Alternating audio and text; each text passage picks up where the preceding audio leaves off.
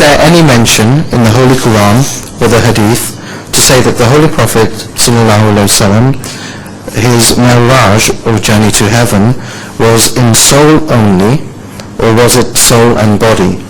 She says, yes, I understood the question, and I have understood it very clearly, because this question is addressed to me, or this question has been asked of me so many times before.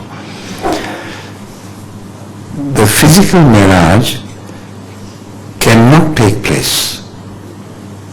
The material Mi'raj is impossible to have taken place, because according to the Holy Quran, God was with him where Prophet Muhammad was, and he himself took him to some destination. So was he going to see God at the end of the journey while the God was him all the time? So it positively shows that the Quranic treatment of the subject is metaphorical. And his body could not have moved in the direction of a spirit which surrounded him. According to the Holy Quran, God is all around us, above and below and right and left and front and back. Whichever way we turn, we see God. So in which direction should he have flown? Whichever physical direction he had taken, he was moving away from the rest of God, and moving in the direction of one point in God, while abandoning all the God which surrounded him. So this concept is so naive that when you understand its naivety, you know positively that it's not just naive, it's extremely stupid. It cannot happen. So the physical ascent of the Holy Prophet is only a matter of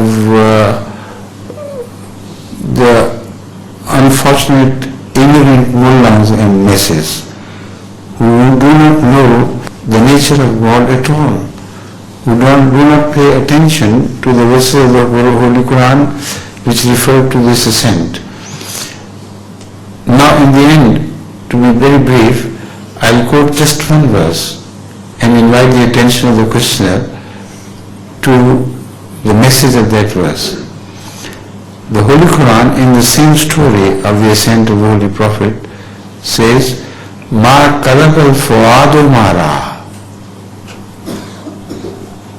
The heart or the mind did not tell lies about what the mind saw,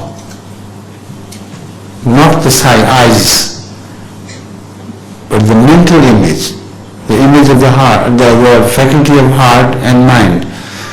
They saw something which means a vision, not the physical sighting of God, but the vision of humans can imagine anything. But what the Holy Prophet imagined was not wrong. That was true, because in that journey, the so-called physical journey which we believe was spiritual, many things were prophesied which came to be true.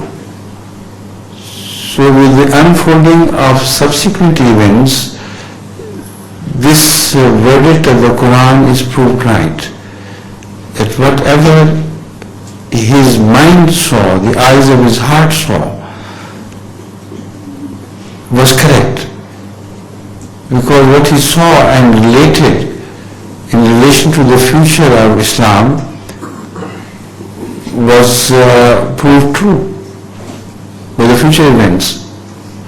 So this is in a nutshell the answer, the substance of the answer which I have been giving before, but more detailed answers with reference to many other verses have also been given, and I hope the person will have access to these cassettes.